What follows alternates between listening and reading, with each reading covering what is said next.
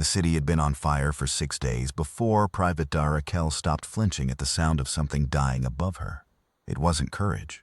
It wasn't numbness exactly. It was the particular exhaustion that comes from living inside a catastrophe, long enough that the catastrophe becomes the wallpaper, the baseline against which quieter moments seem strange instead of welcome. Somewhere to her northwest, a building collapsed in stages, each floor giving with a sound like thunder inhaling. Somewhere east, the air tasted of copper and something chemical that nobody had named yet. And on the cracked roof parapet 6 inches from her left boot, a pigeon was pecking at a foil wrapper with the serene indifference of a creature that had decided the apocalypse was mostly not its problem. She envied the pigeon, Kell. The voice came through the bone conduction unit pressed against her jaw, a low, mechanical timbre, as though someone had taught a glacier to speak. You've been stationary for 4 minutes and 11 seconds. At this juncture, I feel it necessary to point out that stationary targets are easier to kill. I know, Zeus.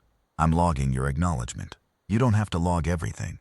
I log everything, he said simply, the way a wall says it is a wall. She pulled herself up from the crouch she'd held for 4 minutes and 11 seconds, peered over the parapet, and looked at the city that had once been hers. Morrow's Landing, POP 2.1 million, current POP unknown declining, the skyline she had grown up memorizing, the wedge of glass that was Fellworth Tower, the fat orange dome of the Civic Center, the line of old brick warehouses along the river that her father used to call the teeth of the place.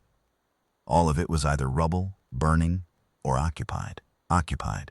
That was the word the briefings used. The Cavith had occupied 12 city blocks. Had occupied as if they were tourists, as if they'd checked in somewhere and would eventually check out. The Cavith did not check out. She had been a patrol officer with the city's 2nd Mobile Response Unit for 3 years before the contact event.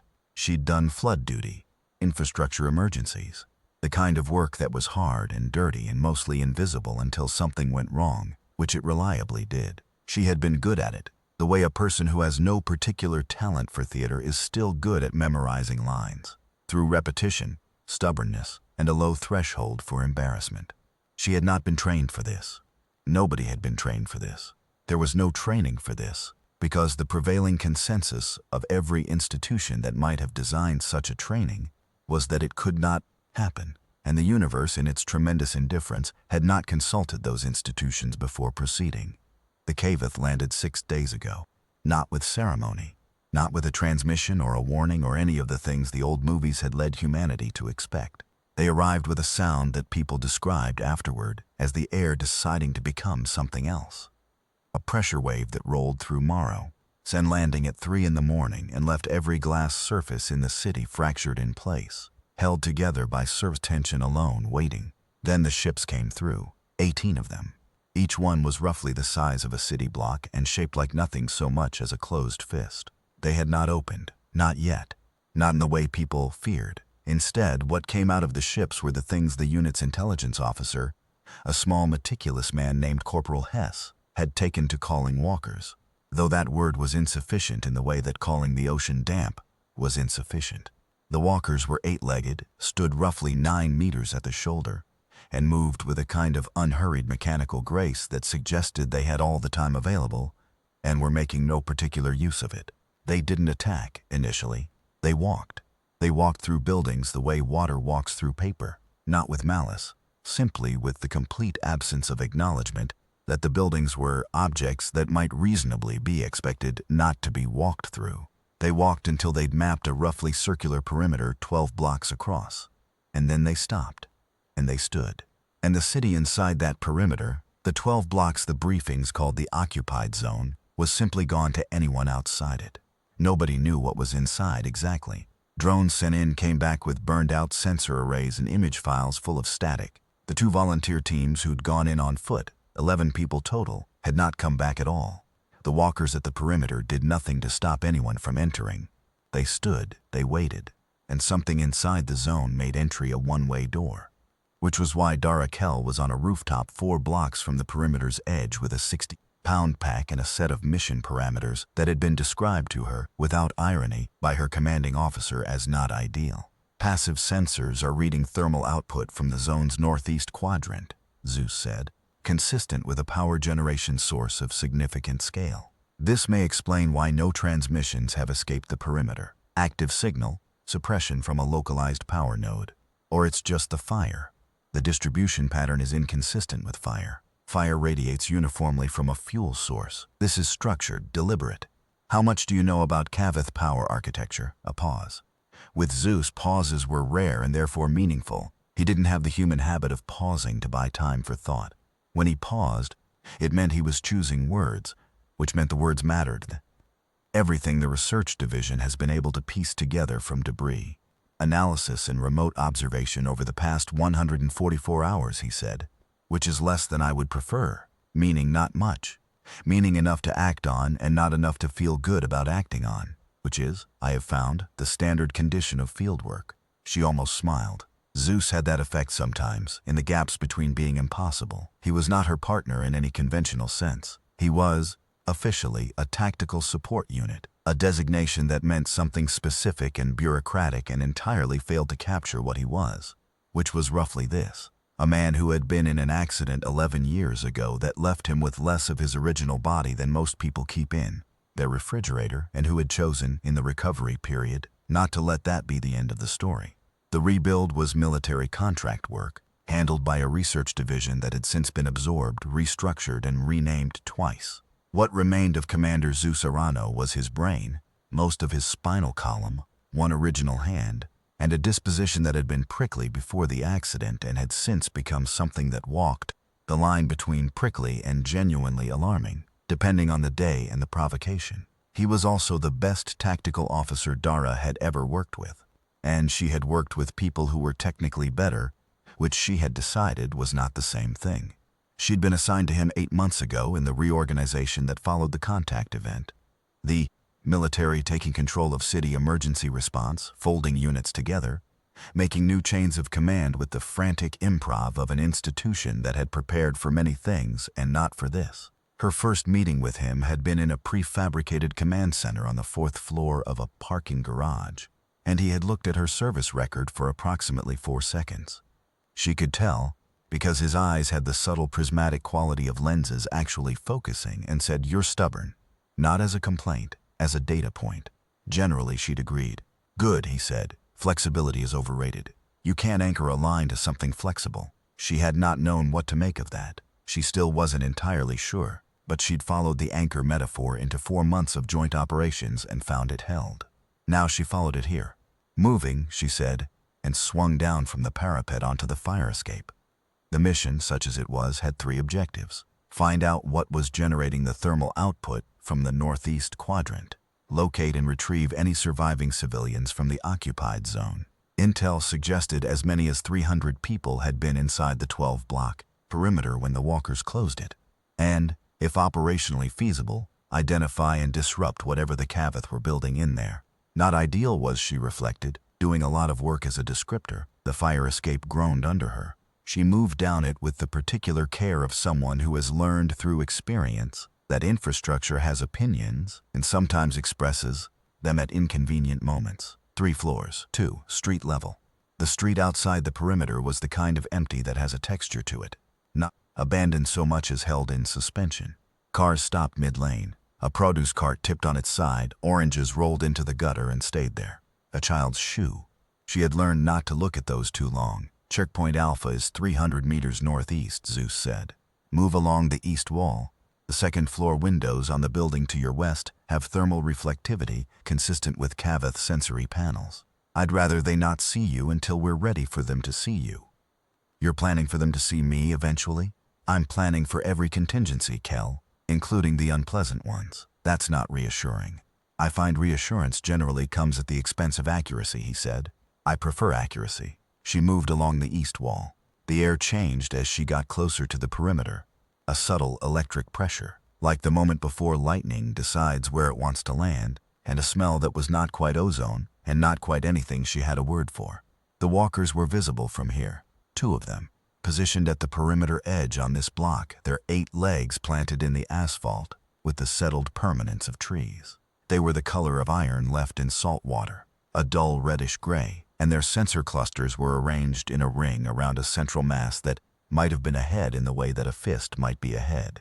Functional, compact, radiating attention without expression. They were not looking at her. She was not sure they needed to look.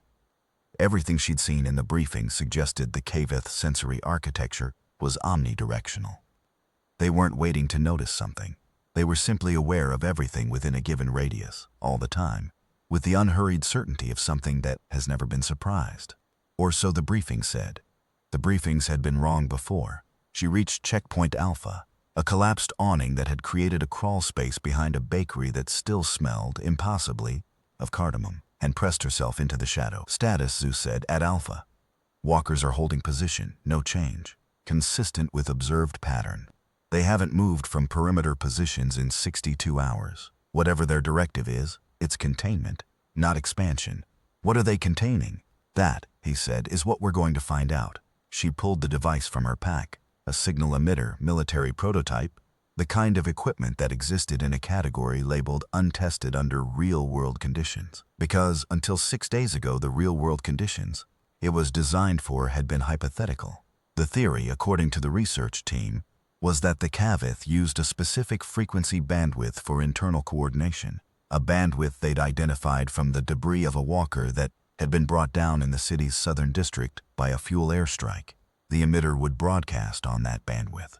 In theory, the walkers would interpret it as an authorized signal from within the zone. In theory, a mutter is ready, she said. Activate on my mark. A beat. Mark. She pressed the trigger. For 3 seconds, nothing happened. The walkers stood. The air hummed. The cardamom smell from the bakery mixed with the electric alien smell and produced something she had no category for. Then the walker nearest her moved its sensor cluster 30 degrees to the left, away from her position, like a dog distracted by a sound from across the room. And the gap in the perimeter opened. Not dramatically, there was no door, no parting of forces. It was more subtle than that. The feeling of pressure that had been building against the perimeter edge simply wasn't there. Anymore, the way a sound can stop and leave a silence that feels more present than the sound did. She didn't wait to examine it. She went through. The occupied zone had a different quality of light. She noticed it immediately. The sky above the 12-block perimeter had a faint amber tinge, uniform and sourceless, as though the air itself were backlit by something behind the color spectrum. The streets here were different too, cleaner than the streets outside, in a way that felt wrong rather than reassuring, as though the disorder of human occupation had been smoothed over, deliberately, like a made bed in a house where something bad had happened. I'm in, she said quietly. Signal is good, Zeus confirmed. I'm tracking you. Move north toward the thermal signature. I'm reading it at approximately 800 meters. She moved. The first block was residential, apartment buildings, 4 and 5 stories, the windows dark or with a pale amber glow that matched the sky. She saw no one, heard nothing except her own footsteps and the distant bus-note hum that seemed to emanate from everywhere and nowhere, the city's new heartbeat. On the second block, she found the first sign of them. They had built something in the street. It was approximately 3 meters high and roughly ovoid, constructed from a material she couldn't identify on sight. It had the surface quality of something organic, faintly luminescent, the amber light seeming to pool inside its structure rather than reflect off it. It was not alone.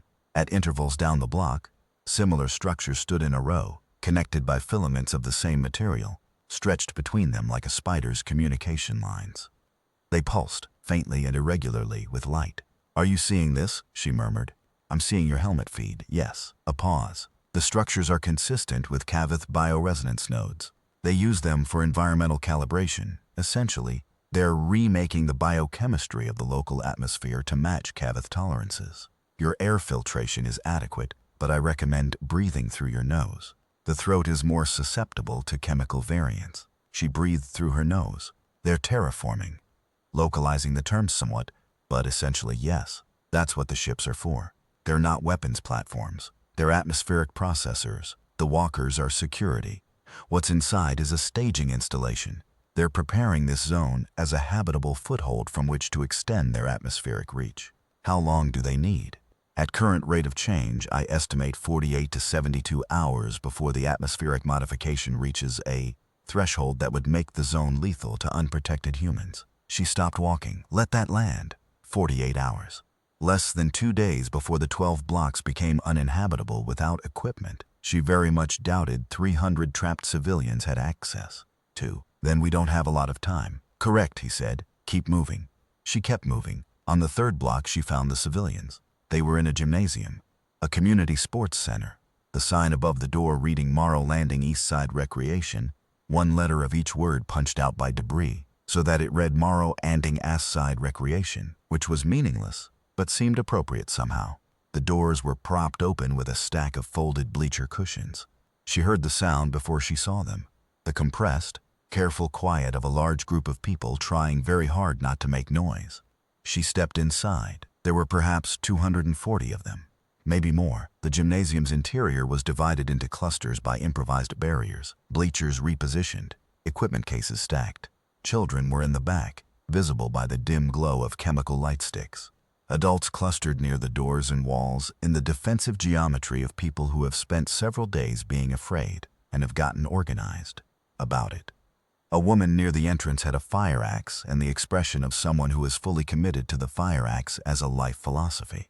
The woman's name, Dara learned in the next few seconds, was Sergeant Petra Voss, formerly of the city's 3rd Precinct, who had been off duty and 2 blocks into the zone when the perimeter closed and had spent the subsequent 6 days doing what police officers do when institutions collapse, which is improvise a replacement institution with whatever materials are available. She was 42, compact, and had the particular energy of someone running on approximately 4 hours of sleep per 24-hour period for nearly a week. She was also, within 10 seconds of Dara's arrival, the single most useful person in the building.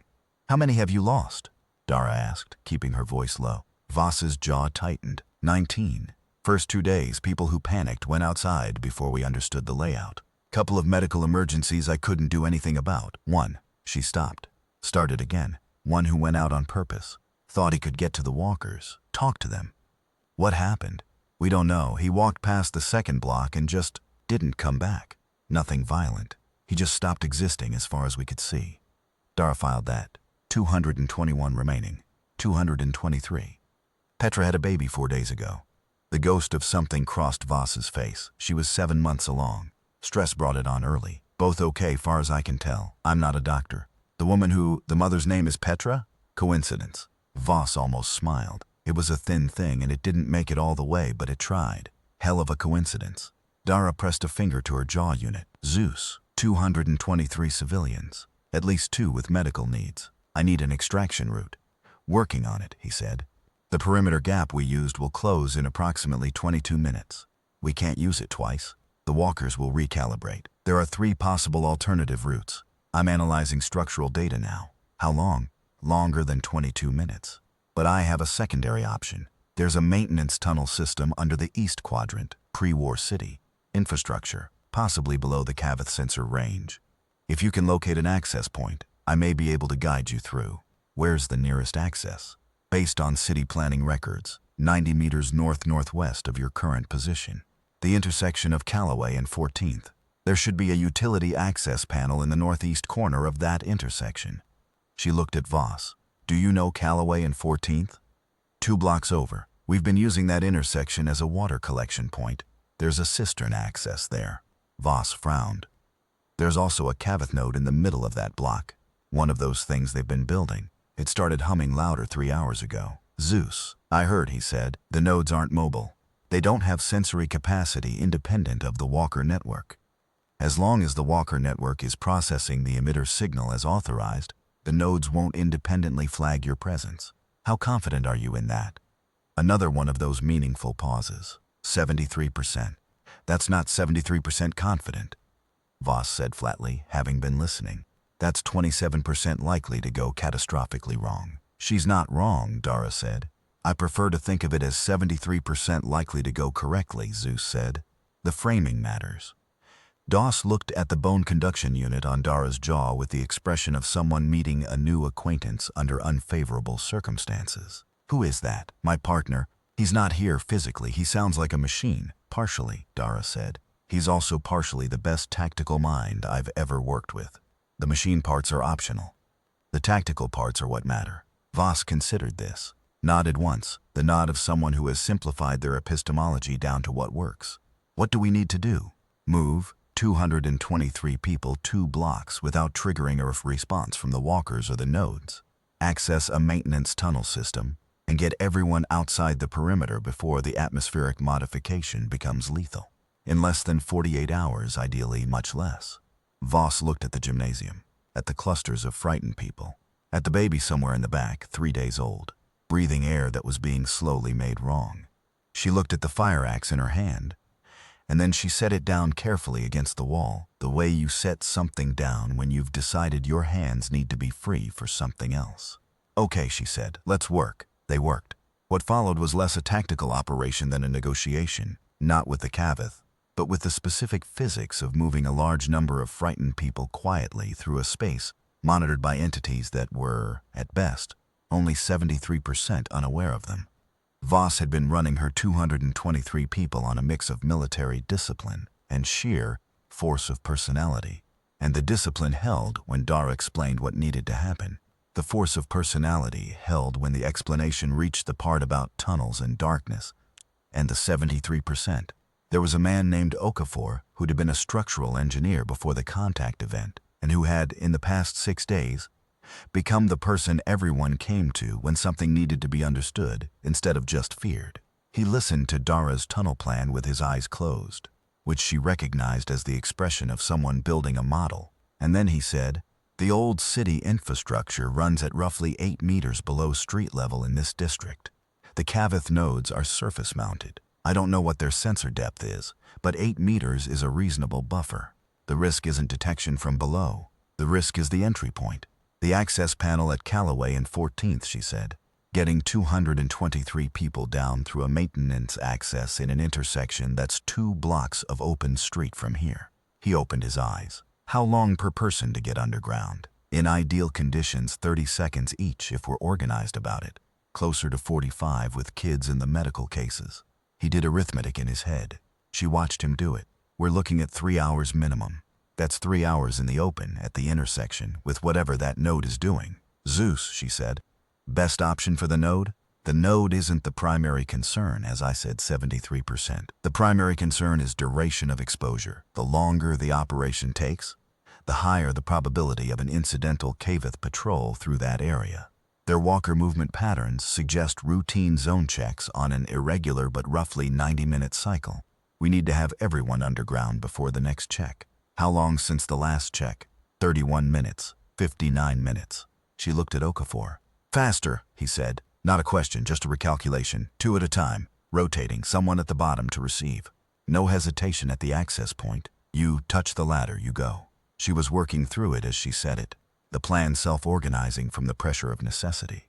"Kids go with a paired adult, 1 hand per child. The medical cases go in the first group with direct assist. Voss, I need your 4 most capable people running rotations." "Done.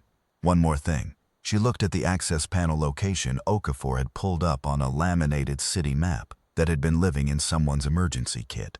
The node was between them and the access, slightly off their direct path, but not far enough off to route around without adding 100 meters of exposure. "The node," she said, "it started humming louder 3 hours ago. Is it changing, Zeus? Recalibrating?" "Unknown. The change in acoustic output could be a calibration cycle, a power increase, or a response to an external trigger. I don't have enough data to distinguish." "If it's a response to an external trigger, what triggered it?" "The most likely candidates would be proximity to a threshold in the atmospheric modification process or," he paused, "or detection of a foreign signal." She processed that, the emitter, possibly. "I don't want to overstate the connection, but the timing is consistent." Voss had been listening. "So the thing we used to get in here may have set off an alarm." "A soft alarm," Zeus said. "If it were a hard alarm, the walkers would have responded immediately, and you would not be having this conversation. But a soft alarm, a flag for the next routine check rather than immediate response, is within the realm of possibility. Which means the next check might not be routine," Dara said. "Which means the clock may be shorter than 59 minutes. He confirmed. She breathed through her nose the way he'd told her to. She thought about the node and what it might know, about the 59 minutes that might be 40 or 30, about 223 people, including a 3-day-old child and the woman named Petra who hadn't been meant to have her yet.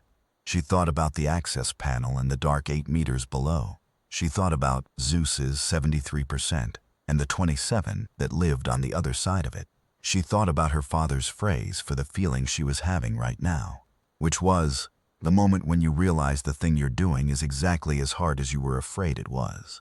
His follow-up, which had always made her furious as a child and which she now understood was the most honest advice she had ever been given, was, "That's when you do it anyway." "Okay," she said, "we move in 4 minutes. Voss, get everyone up." They moved in 4 minutes. The 2 blocks between the gymnasium and the intersection of Callaway and 14th were the longest 2 blocks Dara had walked in her life, which was saying something about those blocks because she had once walked a 2-block stretch in a flood zone with chest-deep water and a failing respirator, and that had not felt as long as this. It was the particular subjective distortion that comes from moving 223 people quietly, the way that a single nervous person is loud in a crowd, and a crowd of nervous people is a sound that fills every available space, keeps filling it. They moved in groups of 8 to 12, Voss's people running the choreography with the compressed efficiency of experience, and the groups moved like something that had practiced this which it hadn't. But fear is a kind of practice. The node was visible from 50 meters away. It stood in the intersection's northeast corner, like a monument to something that hadn't been translated. Yet its amber glow in the wrong register for the street lamps it sat among, its filament connections running back toward the zone's interior like roots. The humming was audible now, a deep subsonic tone that Dara felt in her back teeth more than heard. Still showing 73% on the Walker network. Node acoustic output is elevated, but pattern is consistent with a calibration cycle rather than an alarm protocol. Proceed. She held up a hand. The first group stopped behind her. She moved to the intersection corner, looked both ways with the practiced brevity of someone who has learned to read a space fast. Nothing moving, no Walker presence visible. The perimeter edge visible to the north, where the 2 nearest walkers stood with the patience of architecture. She looked at the utility access panel in the northeast corner. It was a round metal plate, bolted, approximately 60 centimeters across. Under normal circumstances, a maintenance worker would have a key and a procedure, and a supervisor and a 3-person crew. Under these circumstances, she had a pry bar in her pack, and 38 seconds before the second group would be positioned at the corner waiting for a signal. She moved to the panel, pulled the pry bar, worked it into the edge. The bolts were old and the corrosion helped her. The panel came up with a sound like a sentence ending, brief and declarative. She dropped it against the wall carefully, looked down. Metal rungs descending into dark, with the smell of groundwater and old concrete coming up, and something that was simply the smell of below, of depth, of a world that the Kavith had not yet reached. "First group go," she said quietly into her unit. Okafor came first. Because he'd insisted on it, and because he was right that someone useful needed to be at the bottom to receive. He went down without hesitation, his movements efficient and practiced. She noted he'd clearly spent some of the past 6 days imagining exactly this, planning for an exit that might not exist. He hit the bottom, called up a soft clear, and the first group began to follow. The node hummed. The amber light pulsed. The first group went down, 8 people, 4 minutes, slightly under schedule. Second group, 12 people, including 2 children, 6 minutes, over schedule. She ran the math in her head while running the intersection, keeping her body between each descending group and the node's potential sight lines, which she understood was more psychological than tactical, but did it anyway, because the psychological mattered, because people could feel someone standing between them and a threat, even if it didn't change the physics. "Walker movement," Zeus said in her ear, and her blood dropped about 4 degrees. "Southwest quadrant, bearing 35 degrees from your position. Single walker. It is not on the standard patrol pattern. Distance? 600 meters. Moving at standard pace. Estimated time to your position at current speed, 14 minutes. How many people still above ground?" Voss appeared at her elbow, having done the same count. 161. 14 minutes. 161 people at current pace was 12 minutes minimum. She had a 2-minute margin that wasn't a margin. It was an assumption that nothing else went wrong, which was the definition of not a margin. "We need to go faster," she said. "Going faster makes more noise," Voss said. "Going slower gets us all killed." "Then we go faster," Voss said, in the tone of a woman who has compressed an entire decision tree into a single syllable and turned and moved back to the access point. They went faster. The choreography went rougher. 2 people went down at once on the rungs, and one of them missed a step, and there was a moment of scrambling that produced a sound that carried in the open air. Not a shout, not a crash, just the emphatic thud of a body catching itself and the involuntary exhale afterward. And the node pulsed twice in quick succession and then settled. And Dara watched it and breathed through her nose and did not move and did not speak and let the 27% occupy the exact space it occupied, which was not zero but was not everything. The node settled. The hum continued at its elevated but non-alarm pitch. Walker is at 500 meters, Zeus said. 12 minutes. How many above ground? 87, Voss said from the access point. She went to the access and started physically guiding people onto the rungs. A hand on a shoulder, a quick assessment of balance, a 4-second briefing for each person. Right hand, left foot, alternate, don't look down, I'm right behind you. The words she used were the minimum necessary words, stripped of everything except information, because information was what they needed. And everything else would take time they didn't have.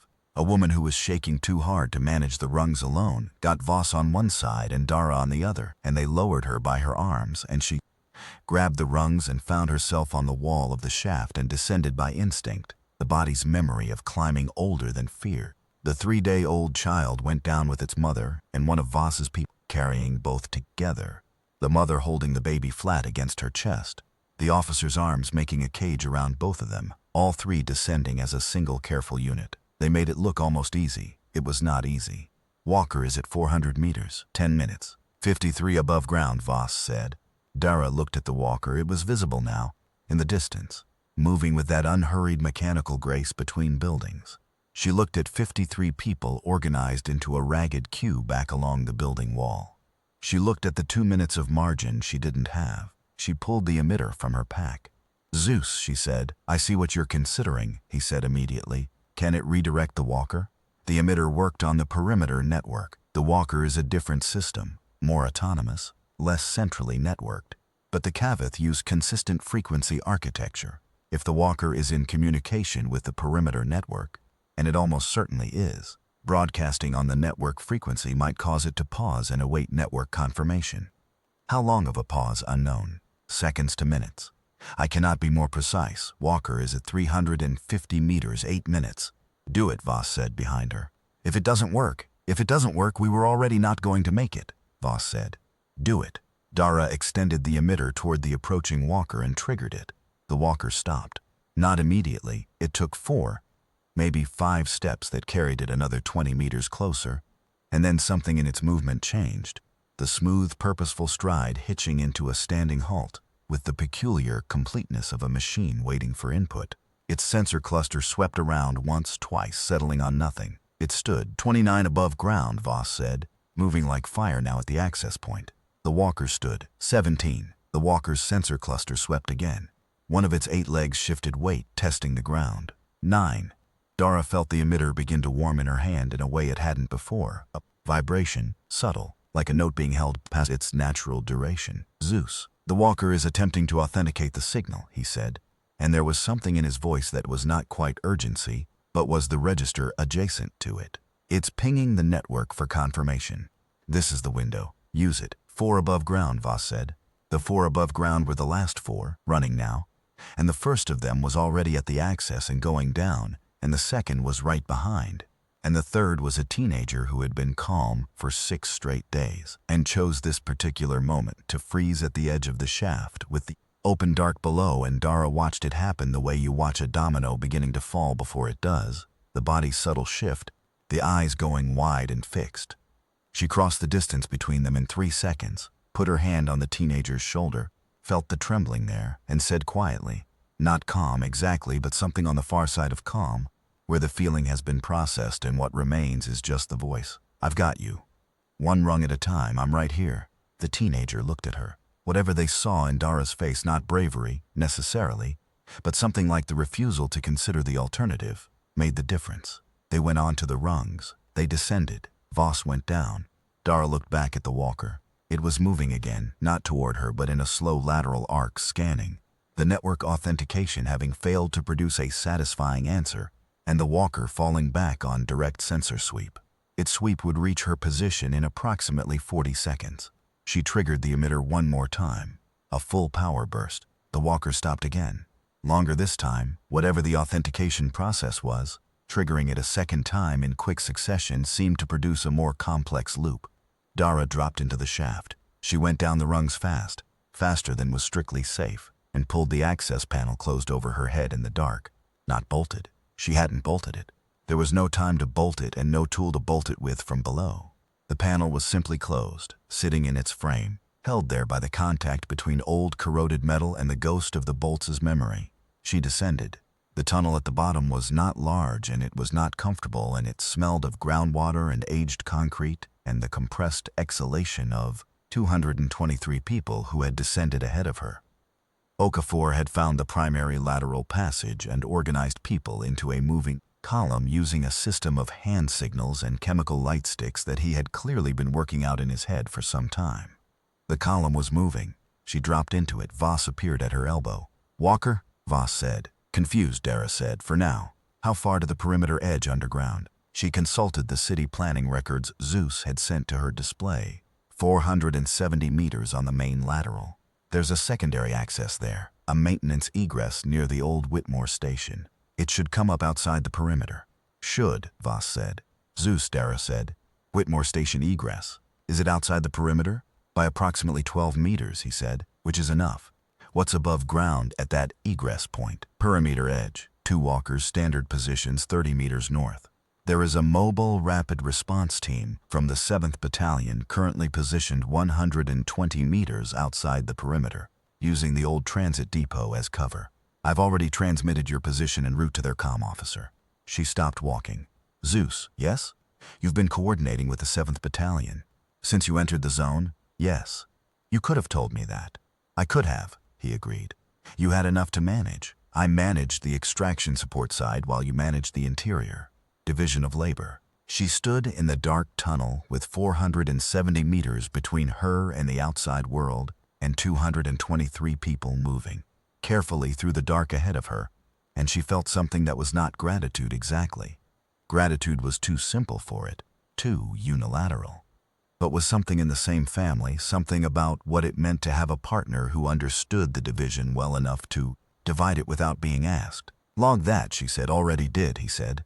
And she was almost certain, that there was something in the mechanical timbre of his voice that was doing what a voice does when it's trying not to do something else. They moved through the dark. The tunnel was a catalog of the city's underground self, pipes and conduit and old cables, a century of infrastructure layered in geological strata. Each era of engineering visible in the joints and materials if you knew what to look at. Okafor narrated quietly to the people nearest him as he walked, pointing out the load-bearing signatures on the tunnel walls, the water table signs in the concrete, the way the tunnel angled slightly downward toward the old river course before leveling off. Not to reassure them exactly, but because knowledge was something to hold when there was nothing else, and he was the kind of person who offered what he had. Dara moved along the column, checking the way you move through a thing you are responsible for to be sure the thing is still whole. A child was asleep on a man's shoulder, some miracle of the body's decision to take what it needed regardless of circumstance. The woman who'd needed help on the rungs was walking steadily, her hand in another woman's. Petra, the mother, the original Petra, was carrying her 3-day-old in a sling made from a jacket, the baby's face invisible in the bundle, one small fist visible at the edge of the cloth. She made it to the front of the column where Okafor was walking with a city map and a headlamp. "Whitmore egress is about 200 meters ahead," he said quietly. "The tunnel forks. We want the left branch. The right branch floods in the rain, and it rained 4 days ago. You know this tunnel system. I designed part of it. The extension work, 8 years ago. Different company, different project, but the spine was already there." He paused. "I knew when the walkers closed the perimeter that there was probably a way out down here. I just needed someone to actually come in." She looked at him. "Why didn't you go yourself?" "Where would I go?" He said it matter-of-factly, not a complaint. "I had 220 people who didn't know the way. I couldn't leave them to find it alone." He shrugged, a precise and economical gesture. "So I waited. And someone came." She didn't have anything to say to that would have been equal to it, so she didn't say anything, which sometimes is the same as saying the right thing. The left branch at the fork. The tunnel here was older, the concrete darker, the smell of groundwater stronger. The chemical light sticks cast a moving amber glow along the walls that was, by coincidence or irony or something more mysterious, almost exactly the same color as the Kaveth's light above. But this light moved with the people, and the people moved with it, and that made it a different thing entirely. Zeus, status of walkers at the Whitmore egress. Unchanged. The walker I redirected with the emitter appears to have entered a network consultation cycle. It's been stationary for 6 minutes, which is atypical. The perimeter walkers are holding standard positions. 7th Battalion is in position and ready. Your extraction should be clean. Should. 79%, he said. Improvement over earlier progress. I'm an optimist, he said, which was so entirely unlike anything she had ever heard him say that she stopped walking for a full second. Are you? In the cases where things go correctly, yes, retroactively. She kept walking. The Whitmore egress was a vertical shaft with newer rungs. The extension work, she guessed. Okafor's 8-year-old project, and a hatch at the top that had a simple lever lock, which was the most beautiful simple mechanism she had seen in what felt like a long time. Okafor unlocked it and pushed it open, and the outside air came in, cold and smoke-tinged and entirely, completely real. And she heard a sound move through the column of people that was not a sound they made on purpose, just something the body does when it's been holding something for too long and can finally set it down. She went up first. Outside, empty street, the perimeter edge 30 meters north, the 2 walkers visible at their positions, not moving, not alerted.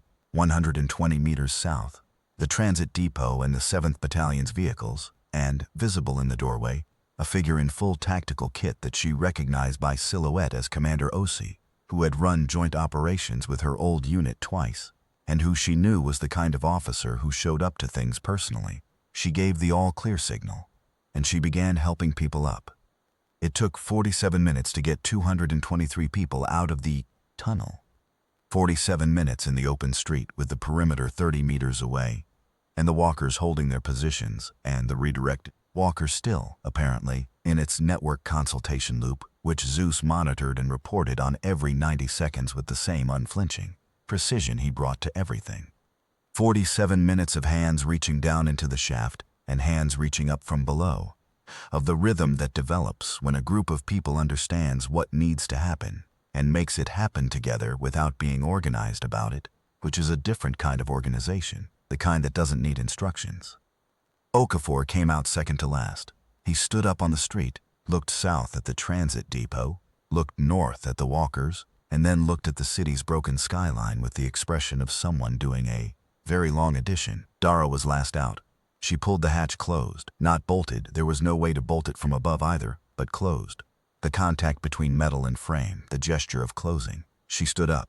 She looked at the perimeter. The walker that had been in the network consultation loop was moving again.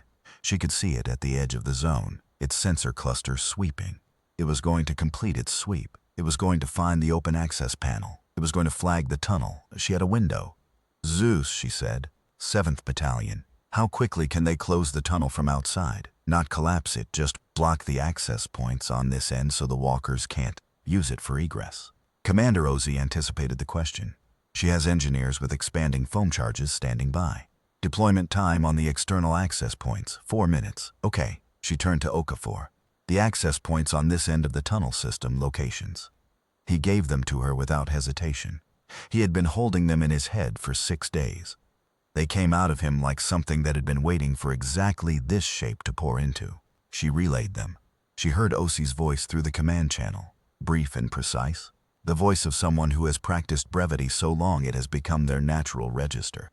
The engineers moved. 4 minutes. She watched the walker complete its sweep, watched it find the access panel.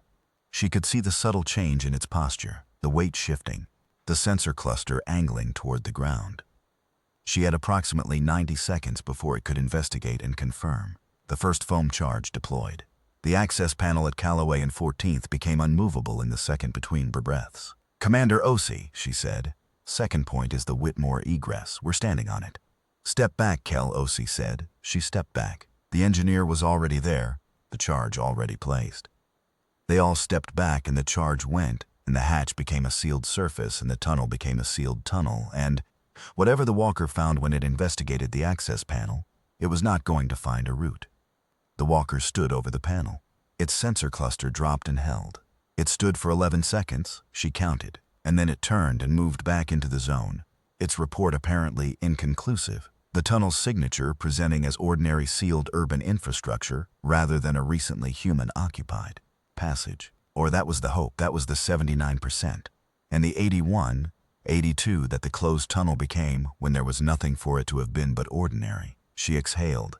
Commander Osi was at her elbow, a compact woman of 50 with cropped gray hair and the kind of face that has been shaped by the practice of not showing what it's thinking until it's decided. She looked at the 223 people moving toward the transit depot under the guidance of the battalion's medics support staff. She looked at the perimeter. She looked at Dara. Your partner's coordination was good, she said. I'll tell him. I'd like to talk to him myself when you have a moment. Dara pressed a finger to her jaw unit. Zeus, Commander Osi wants a word, I heard, he said. Tell her the thermal source in the northeast quadrant is a replication array. They're not just doing atmospheric modification. They're using the power to replicate their atmospheric nodes. Exponential. If the array runs for another 20 hours, they'll have enough nodes to deploy on a city-wide scale, she related. Osi's expression didn't change, but her eyes did, a subtle tightening. The face's honest response when the mind updates from bad to worse. The array, Osi said, can it be disrupted from outside the perimeter? Zeus, not from outside. The perimeter's signal suppression would block any directed energy. Something would need to reach the array directly. Someone would need to go back in, Osi said. Yes, Zeus said through the bone conduction unit. The words sat there in the cold, smoky air between them. Dara looked at the 223 people now under the protection of the 7th Battalion. She looked at the infant in its jackasling and the mother who had been too early in all the wrong ways, and the child who had frozen at the access shaft, and the structural engineer who had waited because there were people who didn't know the way. She looked at the perimeter and the walkers and the 12 blocks where the air was being made wrong, and she looked at the 20 hours that were not 20 hours but something shorter. Always something shorter in the accounting that mattered. She looked at Osi. What would the disruption need to look like, she said. The plan took 22 minutes to build, which was faster than she would have preferred and slower than necessity wanted, which was the usual negotiation. The 7th Battalion had, in the 6 days since contact, accumulated a body of technical intelligence about the Kaveth's power architecture that was incomplete and partly theoretical and in several key places was actively contradictory with other intelligence, which was the nature of first contact and the nature of war, and the nature of any situation in which you were doing something for the first time. Okafor contributed what he knew about the tunnel system and the zone's structural layout. The battalion's intelligence officer contributed what she knew about the replication array's likely configuration. Zeus contributed 72 consecutive hours of passive sensor monitoring compiled into a profile of the Walker patrol patterns that was the most detailed such profile in the Army's possession, and which he had, characteristically, not mentioned until it became directly relevant. What emerged from the 22 minutes was this. The replication array was housed in what had been the Fellworth Tower, the wedge of glass that was the zone's most prominent structure. The array drew power from the ships, specifically from conduit lines run at street level between the ships and the tower, thick bundled cables that glowed with the same amber light as the nodes in the sky. Disrupt the conduit and the array lost power. Array loses power. Replication stops. Replication stops. The exponential deployment dies in the first generation. The atmospheric modification continues. The existing nodes stay active. But catastrophic escalation doesn't happen. It was not a solution. It was a containment of the worst outcome, which was not the same thing but was, at this moment, the only thing available. The conduit runs, Zeus said. There are 3 primary runs and 2 secondary. The primary runs are shielded, not mechanically, but through the Kaveth's encryption of the node network. Any attempt to physically sever them would trigger an immediate Walker response. However, the secondary runs are not shielded in the same way. They're redundancy lines, backup power paths. The Kaveth's network appears to treat redundancy systems as lower priority for active monitoring. Can disrupting the secondaries kill the array? If all secondaries are disrupted simultaneously, the primary system would experience a phase imbalance. In human power engineering terms, it's the equivalent of blowing all the circuit breakers on a secondary loop while the primary loop is at full load. The system will attempt to compensate, overload, and cut off the array to protect the primary infrastructure. The primary infrastructure being the ships, Osi said. The ships are not going to be destroyed by a power fluctuation, Zeus said. They're built to significantly higher tolerances than this. But the array will lose power for long enough that the replication cycle is interrupted. At current growth rates, that interruption would set the deployment timeline back by approximately 6 to 9 days, giving us 6 to 9 days to find a real solution, O.C. said. Giving you 6 to 9 days to find something better than this solution. Yes. Dara looked at the zone map. The secondary conduit runs were marked in the approximated positions Zeus had calculated from sensor data. 2 were accessible from the tunnel system, which meant 2 disruption points that didn't require surface exposure. The third was surface level, behind a Cavith node cluster in the northeast quadrant, which was the worst possible position from a tactical perspective, and the only remaining option for the third simultaneous disruption. All 3 at once, she said. Within a 30-second window, Zeus said. Outside that window, the compensation cycle will correct for any single disruption before the phase imbalance can build. She looked at OC. 3 teams, 2 underground, 1 surface. I can give you 2 teams and the tunnel access points, OC said. The surface team is me, Dara said. Nobody argued. There are moments when a thing is so obviously the logical conclusion of the person who is in the room that arguing would be a kind of theater, and everyone in the room knew that, and so nobody performed it. You'll need a distraction, OC said. Something to pull the walker attention from the northeast quadrant during the surface approach. Zeus, Dara said. I've been modeling the walker network's response patterns since we disrupted the first patrol cycle, he said. I believe I can synthesize an emitter signal complex enough to simulate a perimeter breach in the southwest quadrant. It won't hold for more than 3 to 4 minutes, but 3 to 4 minutes is your window. You're going to fake a perimeter breach from outside the zone? I'm going to introduce a signal that the walker network will interpret as a perimeter breach, yes. It will produce a walker response in the southwest quadrant. The northeast quadrant will be lighter on walker presence for approximately 3 minutes as those units respond to the false breach. What happens when they figure out it's false? They recalibrate, and then they're significantly more alert than before, which is why you need to be at the conduit and done with it before that happens. She looked at the map, 800 meters from the egress point to the northeast quadrant. 3 minutes of walker reallocation, 45 seconds at the conduit to place and trigger the disruptor, a shaped explosive charge designed to sever a power conduit, simple and reliable, the kind of device that didn't need finesse because its job didn't require finesse. It was tight. It was tight in the way that things are tight when they're possible but not comfortable, which was not a new feeling. Timed coordination, she said. All 3 teams trigger simultaneously. Zeus runs the synthesis from outside. I move on his mark. Understood, Zeus said. She looked at OC. OC nodded. One of those single nods that carry more weight than most sentences. 20 minutes to position the tunnel teams. 20 minutes, Dara said. She used the 20 minutes to eat something, a ration bar from her pack, the kind that tastes exactly the way nutritional sufficiency tastes if it never learned to be food, and to recheck her kit and to stand for 60 seconds looking at nothing in particular, which was not rest but was the closest available substitute. She thought about the structural engineer who had waited with his 200 people because there was no one else to show them the way, and about the specific stubbornness that had kept him there. Not heroic exactly, but something more durable than heroism, the decision to stay at your post when your post is all there is. She thought about the first time Zeus had said she was stubborn, and how it had been a data point, an operational assessment, filed away in his running catalog of things that were true.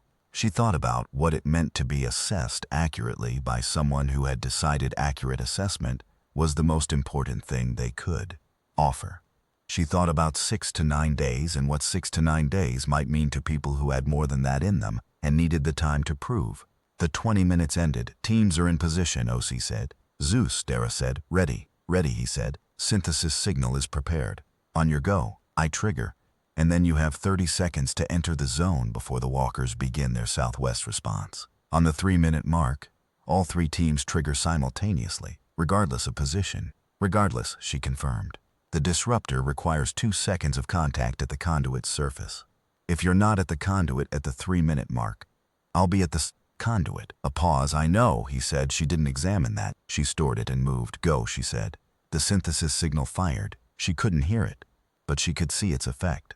The two walkers at the northeast perimeter edge turned simultaneously toward the southwest, a slow, coordinated pivot, like a two-part door opening in the wrong direction. The gap in coverage on the northeast edge was not complete. There was still a walker 50 meters south of her intended entry point, but it was significantly thinner than it had been. 30 seconds she moved, through the gap, into the amber air. The feeling of the perimeter's non-pressure not there again, the absence of the barrier being its own presence. She was running now, the 80-meter run to the entry of the main north road that led to Fellworth Tower, the pack bouncing, the timer in her head that was not a clock but was a felt sense, the kind the body builds from years of operating under deadline. The street was empty. The node cluster visible on the northeast quadrant was 40 meters to her right, as she turned onto the north road and accelerated. The nodes were pulsing with their elevated amber light, the replication cycle in whatever state of progress it had reached, the faint structural hum of machinery doing something at scale. She did not look at it. She fixed on Fellworth Tower, the wedge of glass that had been the skyline's reference point and was now something else. 600 meters. The conduit was visible at 400. A thick bundled cable run along the base of the buildings on the east side of the road, the amber glow of its shielding creating a stripe of light low to the ground.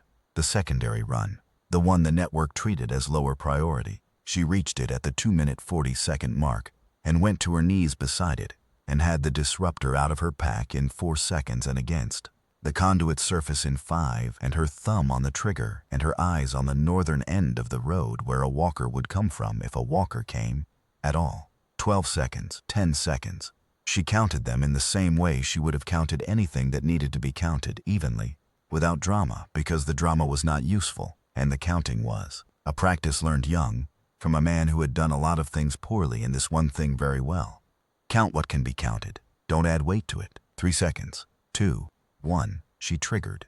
The disruptor's shaped charge fired with a sound that was more pressure than noise, a deep, concussive thump that moved through the conduit material rather than the air, the charge doing its geometry-specific work, and the conduit's amber glow died as cleanly as a thought ending. From somewhere underground, 2 simultaneous identical sounds. And the tower above her, the wedge of glass that had been Fellworth Tower and was now the Cavith's replication array, lost its light. The amber tinge that had suffused its windows went out in a cascade floor by floor, top to bottom, the tower going dark in a long, slow blink that seemed almost thoughtful. The way something complex goes quiet when its power is interrupted, without surprise, simply stopping. The hum stopped. For 3 seconds the zone was entirely silent, the particular silence of a large machine in the moment between running and what comes after running.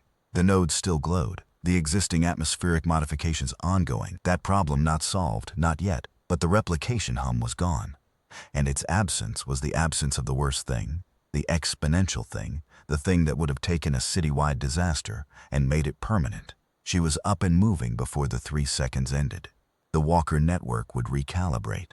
The false perimeter breach had been real for as long as it needed to be, and then it was done, and the walkers were turning back, reorienting, and the northeast quadrant was going to have eyes again in approximately 40 seconds. She ran, south back toward the perimeter edge, the same route in reverse, the timing now the inverse problem. Not getting in before the window closed, but getting out before it closed. The 2 walkers at the perimeter edge had not fully completed their pivot back. She could see the gap in her peripheral vision as she ran, a gap that was a real gap, not a manufactured one, just the natural coverage shadow between 2 units still mid-rotation. She went through it, outside air, cold, smoke. The smell of the city's long emergency and the taste of it and the weight of it in every breath, and none of that mattering, the way familiar things don't matter when you're still inside the fact of being alive. Commander Osi was at the depot entrance. Behind her, the 7th Battalion's monitors were showing the zone's sensor readings, and every person looking at those monitors had the expression of people watching something change. Array went dark, Osi said, all 3 simultaneous. Textbook. Zeus, Dara said. Underground teams are clear, he said immediately. Signal profile from the zone is showing a power redistribution cycle consistent with array shutdown. The phase imbalance worked as modeled. The replication cycle has been interrupted. How long until they bring it back online? The phase damage to the secondary loops will require physical repair. Given what we know about Cavith operational tempo, I would estimate a minimum of 6 days, likely more, 6 days at least, 6 days if not worse, which was not good but was the only currency available, and she had always known how to spend what she had. The atmospheric modification? O.C. asked. Continuing, Zeus said. The existing nodes are active. The zone remains toxic to unprotected humans. But without replication capability, the nodes cannot multiply. The affected area is fixed at the current 12-block perimeter. Fixed and not spreading, O.C. said. That we can work with. The monitoring team had 6 days now. 6 days minimum. 6 days for the scientists and engineers and the people whose job it was to understand things to do their jobs. 6 days for humanity to figure out something that it had been given 30 seconds to avoid not figuring out. Dara sat down on the depot floor. It was an undignified thing to do. She was aware of that. She sat down on the floor of the transit depot with her back against the wall and her pack beside her and her kit still on, and her hands, she noticed, not quite steady when she looked at them. The not quite steadiness was delayed.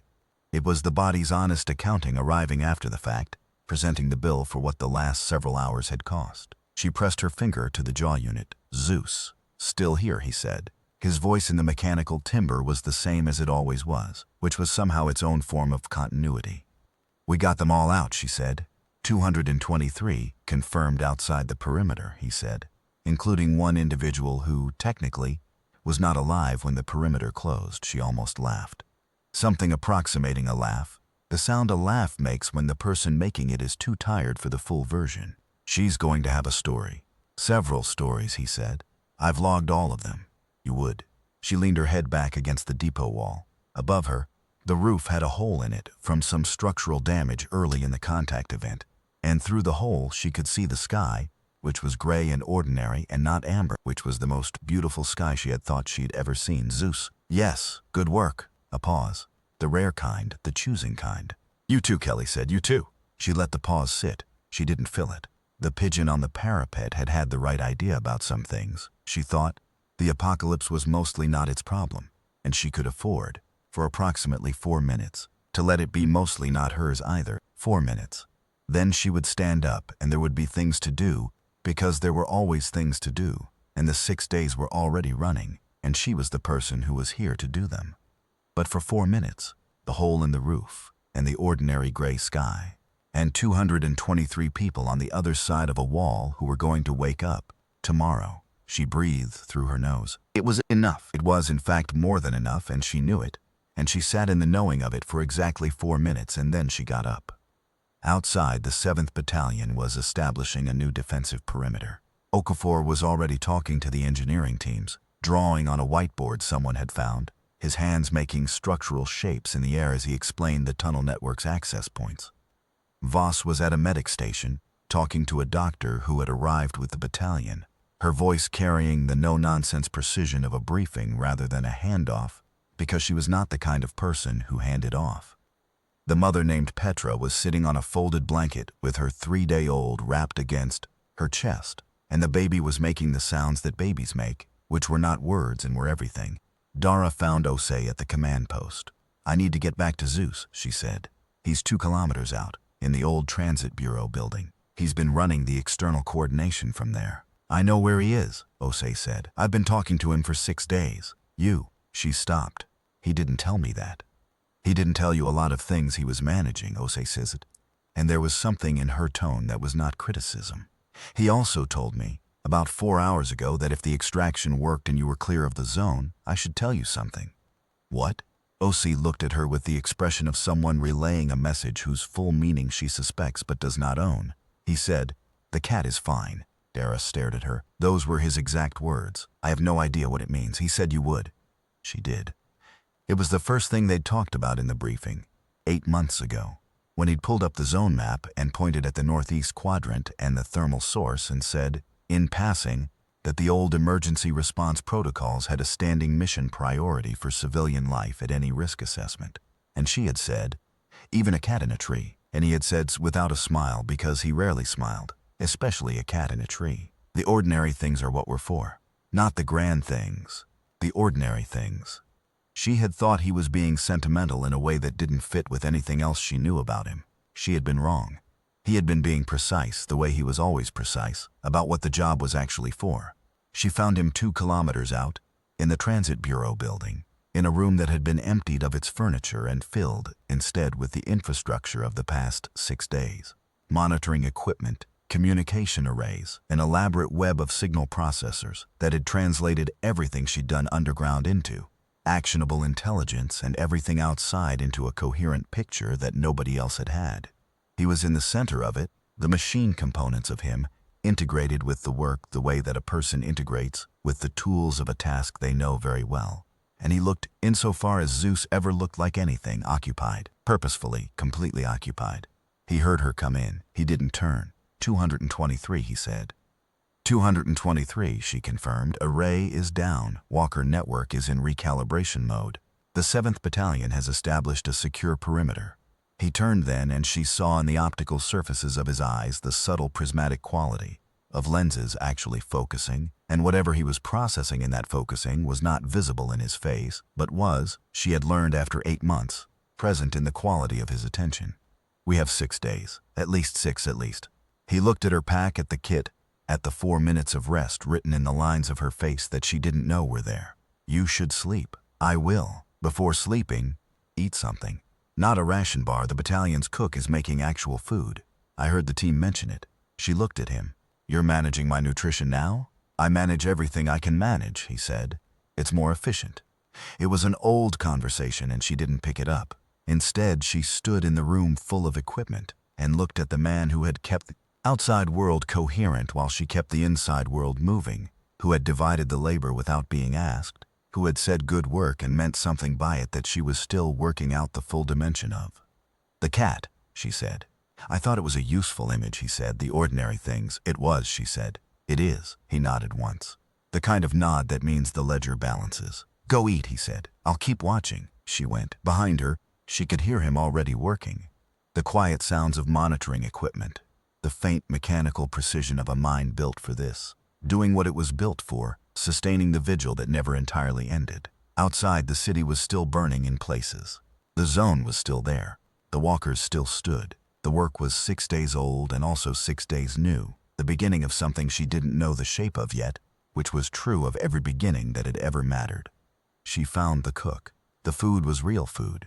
Beans and something that was approximately a stew, served in a bowl by a man with a ladle, who asked her no questions and asked nothing of her, except that she hold the bowl steady, which she did. She ate.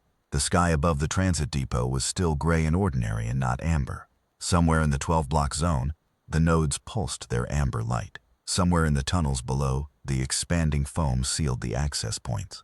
Somewhere in the northeast quadrant, the dormant replication array stood in the dark of Fellworth Tower and waited for a repair that would take at least 6 days. 6 days. She ate her stew and looked at the gray sky and thought, 6 days is not the end. It is not nearly the end. But it is the thing between now and the end. And the thing between now and the end is the only place where anything gets done. She was stubborn. She had always been stubborn. It turned out that was the right thing to be.